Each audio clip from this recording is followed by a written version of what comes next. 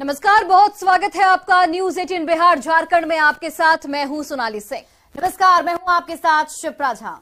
और अब से थोड़ी ही देर में देश का बजट पेश होगा। 2023 के बजट में 2024 का ब्लूप्रिंट दिखाई देगा। जी हां, मोदी सरकार के दूसरे कार्यकाल के अंतिम पूर्ण बजट को लेकर जहां सरकार की तरफ से पूरी तैयारी है, तो वहीं आम लोगों की भी वित्त मंत्री निर्मला सीतारमण से उम्मीदें काफी बढ़ी हुई हैं। तो कोविड से आजादी और अमृतकाल के इस बजट को लेकर प्रधानमंत्री नरेंद्र मोदी भी उम्मीद जता चुके हैं। माना यह जा रहा है कि इस बार मिडिल क्लास को बजट में थोड़ी ज्यादा राहत दी जा सकती है। वजह है कि कोविड की मार से जहां कारोबारियों को सरकार ने काफी सहूलियत दी, तो वहीं गरीब तबके के लोगों को काफी कुछ मिला है। ऐसे में अब तक खाली रही है तो सिर्फ मिडिल क्लास की झोली। तो क्या होगा निर्मला सीतारमण का 5वां बजट? देखिए हमारे खास कार्यक्रम में बजट 2023 से क्या है आम लोगों की उम्मीदें।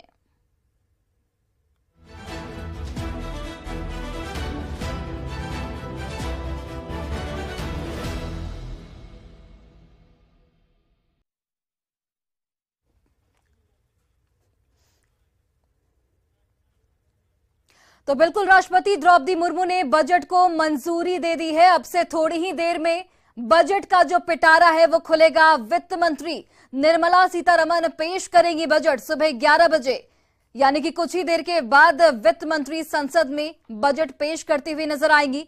किसानों और मिडिल क्लास को सरकार से यहां पर भारी उम्मीदें हैं। मोदी सरकार के दूसरे कार्यकाल का 5वां और आखिरी पूर्ण बजट है। न्यूज 18 बिहार झारखंड पर महा कवरेज आप दिन भर लगातार देख सकते हैं। तो आज बजट का पिटारा खुलने वाला है। किसानों को, मिडिल क्लास को निर्मला सीतारमण के इस बजट से काफी उम्मीदें हैं। राष्ट्रपति द्रौपदी मुर्मू ने बजट को मंजूरी दे दी और अब से थोड़ी ही देर में यानी कि 11 बजे वित्त मंत्री निर्मला सीतारमण बजट पेश करेंगी। और यह बजट अपने आप में बेहद महत्वपूर्ण, क्योंकि 2024 में लोकसभा चुनाव होने हैं और अगर इस साल की बात करें तो 9 राज्यों में विधानसभा चुनाव होने हैं और इसके मद्देनजर बजट को काफी महत्वपूर्ण माना जा रहा है। सभी वर्ग को इस बजट से काफी उम्मीद है, खासकर मिडिल क्लास किसानों को, जो स्टूडेंट्स हैं उन्हें इस बजट से काफी उम्मीदें हैं। तो अब से कुछ ही देर में बजट का पिटारा खुलने वाला है। राष्ट्रपति द्रौपदी मुर्मू ने बजट को मंजूरी दे दी है और 11 बजे वित्त मंत्री निर्मला सीतारमण बजट पेश करेंगी। Audio check, audio. तो इस वक्त की बड़ी खबर आपको बता दें, राष्ट्रपति द्रौपदी मुर्मू की तरफ से अप्रूवल मिल चुका है और अब कुछ ही देर के बाद, अभी 10 बज चुके हैं और ठीक 1 घंटे बाद 11 बजे वित्त मंत्री निर्मला सीतारमण संसद में मोदी सरकार के दूसरे कार्यकाल का 5वां और आखिरी पूर्ण बजट पेश करेंगी। जैसा कि हम लगातार आपको बता रहे हैं कि इस बजट से कई सारी उम्मीदें लोगों को है, देशवासियों को है, चाहे वो महिलाएं हो, किसान हो, युवा हो या फिर कारोबारी हो, क्योंकि बहुत सारी उम्मीद लगाए बैठे हैं, आस लगाए बैठे हैं। और आज जब ये पिटारा खुलेगा तो क्या कुछ उसमें खास उन लोगों के लिए होगा, एक एक चीज को बारीकी से न्यूज 18 बिहार झारखंड पर हम आपको समझाएंगे। जो उम्मीद है वो किस तरीके से लगाई जा रही है, कितना खरा उतर सकता है ये बजट उनकी उम्मीदों पर, और किस तरीके से देश की आर्थिक व्यवस्था जो है वो कैसे आगे बढ़ती चली जा रही है, इन सब चीजों को बारीकी समझने की कोशिश करेंगे। और लगातार न्यूज 18 बिहार झारखंड पर आपको पल पल का अपडेट हम आपको दिखा रही है। तस्वीर जो अपनी टीवी स्क्रीन पर आप देख रहे हैं, वित्त मंत्री निर्मला सीतारमण जब राष्ट्रपति द्रौपदी मुर्मू से मिलने के लिए पहुंची थी, वहां पर पहुंचकर उन्होंने जब अपने बजट के लिए अप्रूवल लिया तो वहां पर उन्हें इसकी अनुमति मिल गई और उस वक्त की तस्वीर आपके टीवी स्क्रीन पर है। और चलिए, हमारे सहयोगी पटना से रजनीश कुमार और रांची से संजय सिन्हा इस वक्त लाइव जुड़े हुए हैं। तो पटना से हमारे सहयोगी रजनीश कुमार के पास सीधे चलते हैं। आप लोगों को क्या उम्मीदें हैं, चूंकि मोदी सरकार के कार्यकाल का ये 5वां बजट और आखिरी पूर्ण बजट है, लोगों को काफी उम्मीदें होंगी जाहिर तौर पर। अभी मैं सुन भी रही थी, जो लोग हैं, जो खासकर जो युवा हैं वो रोजगार की मांग कर रहे हैं, जो बुजुर्ग हैं वो हेल्थ स्कीम की मांग कर रहे हैं। क्या कुछ उम्मीदें आपने जाहिर तौर पर लोगों से बात की होगी?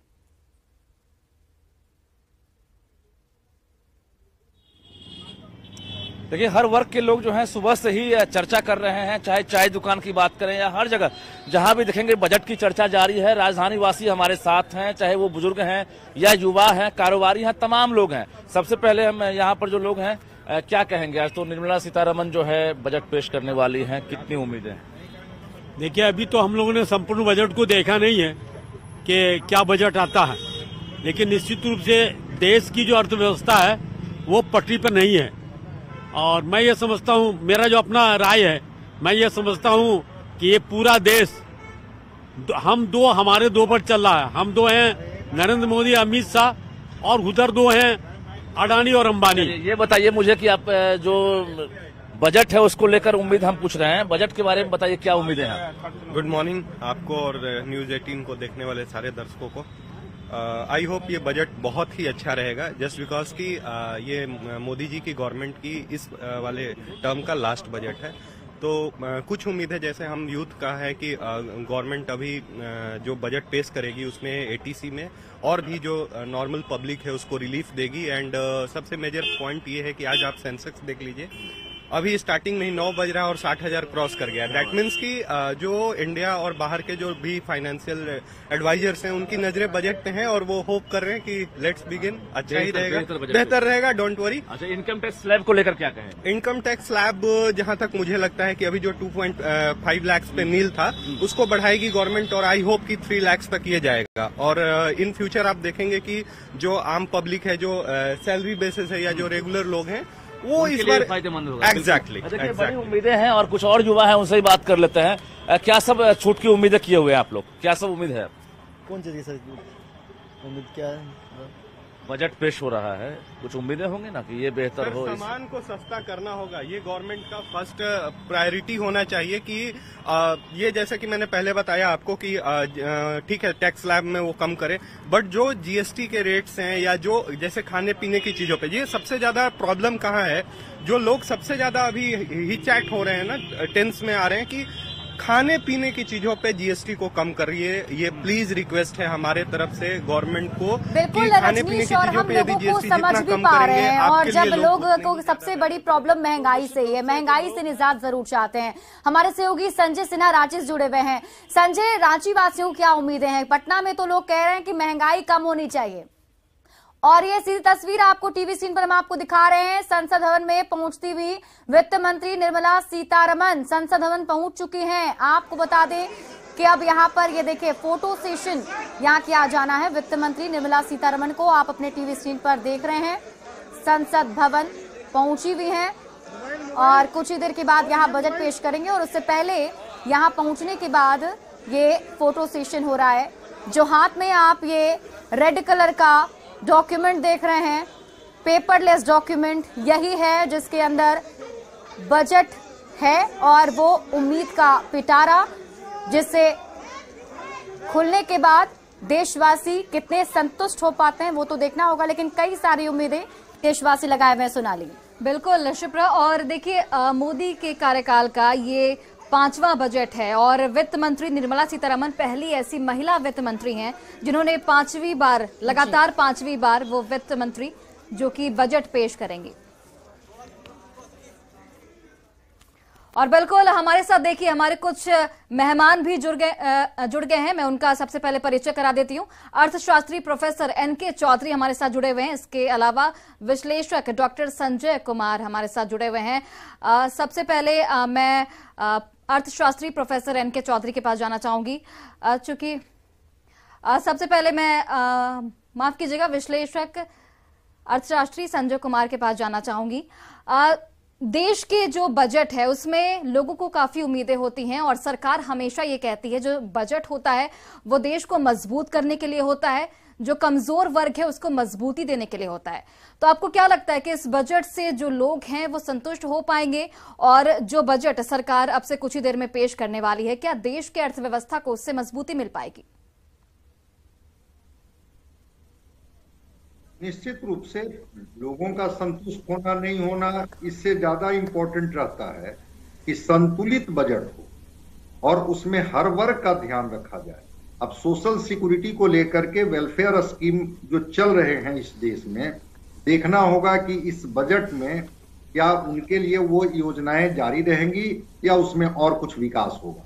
किसान जो उम्मीद लगाए हुए हैं, कई दिनों से मैं देख रहा था कि किसान सम्मान निधि की राशि बढ़ाने को लेकर के किसान उम्मीद लगाए बैठे हैं, सब्सिडी को लेकर के वो उम्मीद लगाए बैठे हैं, एमएसपी के लिए लेकर के उम्मीद लगाए बैठे हैं। देखना होगा कि इस बजट में उसको लेकर के सरकार किस तरह से बजट में प्रोविजन लाती है।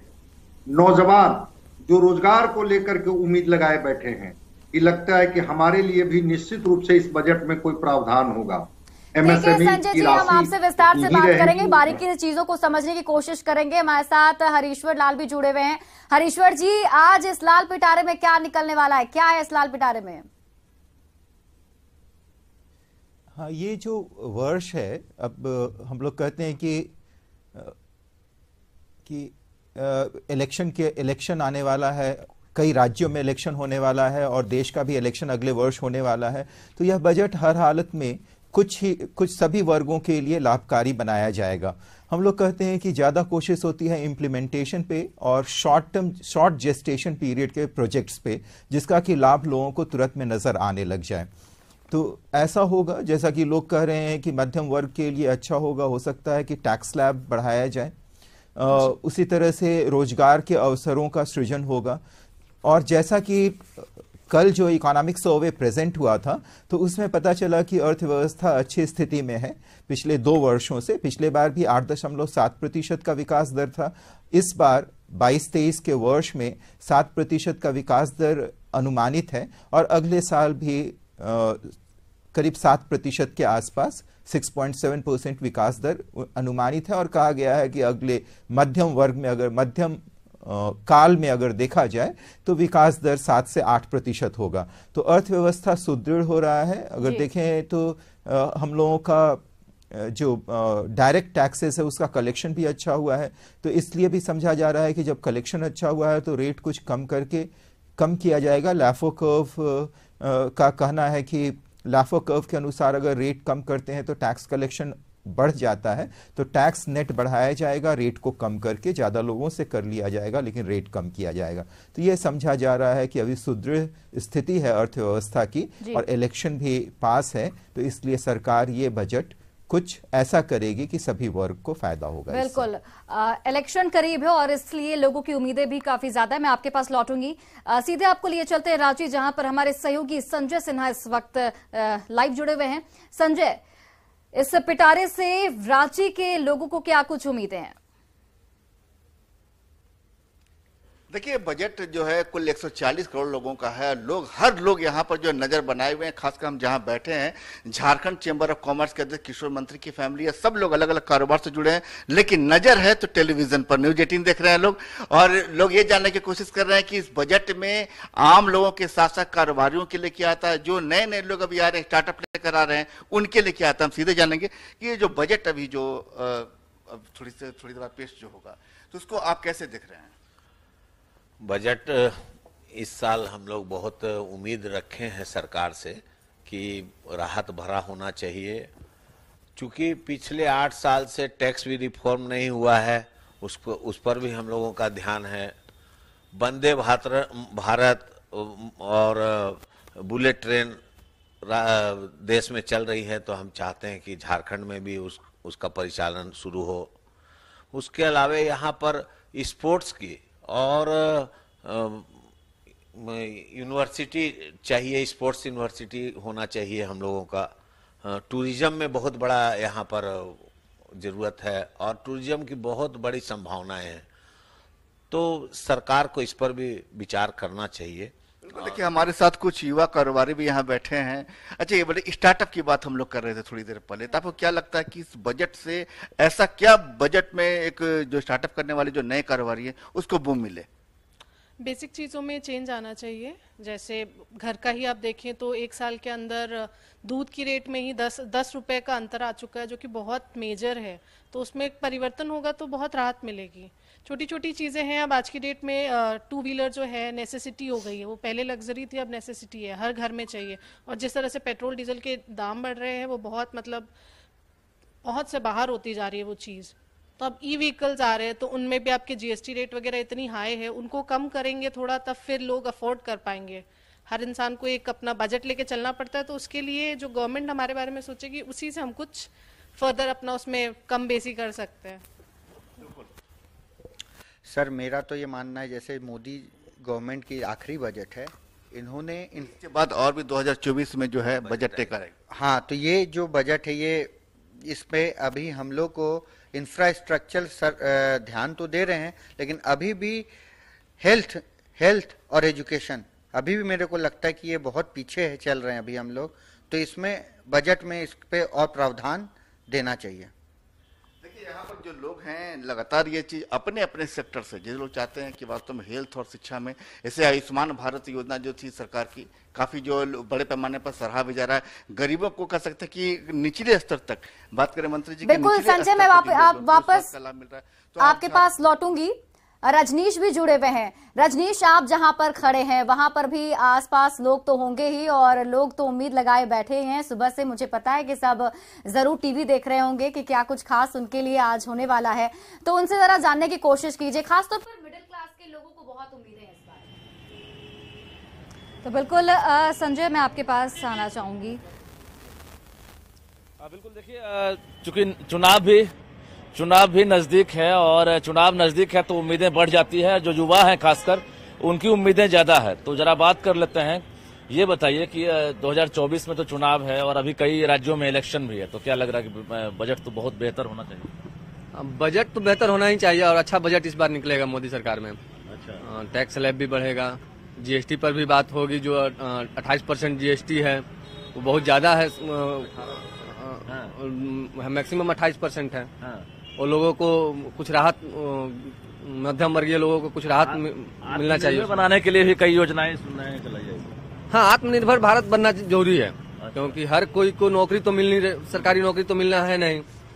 हमारी जो जनसंख्या है वो ऑलरेडी सर हम लोग 1.5 अरब के आसपास है। ऑलरेडी आत्मनिर्भर हम लोग बन रहे हैं, बनाने की योजना चलाई जा रही है। जैसे कल हमारे फाइनेंस मिनिस्ट्री से किसी ने बोला था कि अब कंपनी ये कहना छोड़ दें कि पैंडेमिक का असर है। पैंडेमिक हो गया, 2 साल बीत गए, वैसे ही हम लोग आत्मनिर्भर भी बन चुके हैं। और ये नहीं कहिए कि हम लोग आत्मनिर्भर बनने जा रहे हैं, क्योंकि हमारी जो यूनिकॉर्न उसको कहते हैं, जिसकी company value 100 crore rupees touch कर जाए, तो इंडिया में हमको लगता है कि रेल को लेकर क्या है, क्योंकि रेल में बहुत खास बदलाव इस बार नहीं पता चल रहा है कि बजट में। सर रेल का ये है सीन, अभी जो मुझे लगता है जो यूथ हम देख रहे हैं कि रेल ऑलमोस्ट आपको बदलाव नहीं दिख रहा है, बट जो ट्रांसपेरेंसी बदलाव होता है, जो आपको दिखता नहीं है, वो तो हो रहा है। बजट में क्या लग रहा है रेल को लेकर? ऑलमोस्ट वो मोदी सरकार उसको दरकिनार कर ही नहीं सकती है। रेल तो भारतीय जीवन का एक बहुत बड़ा अंग है। तो डिफेंस, एजुकेशन और रेलवेज, एजुकेशन पर भी उम्मीदें हैं ना? 110% सर।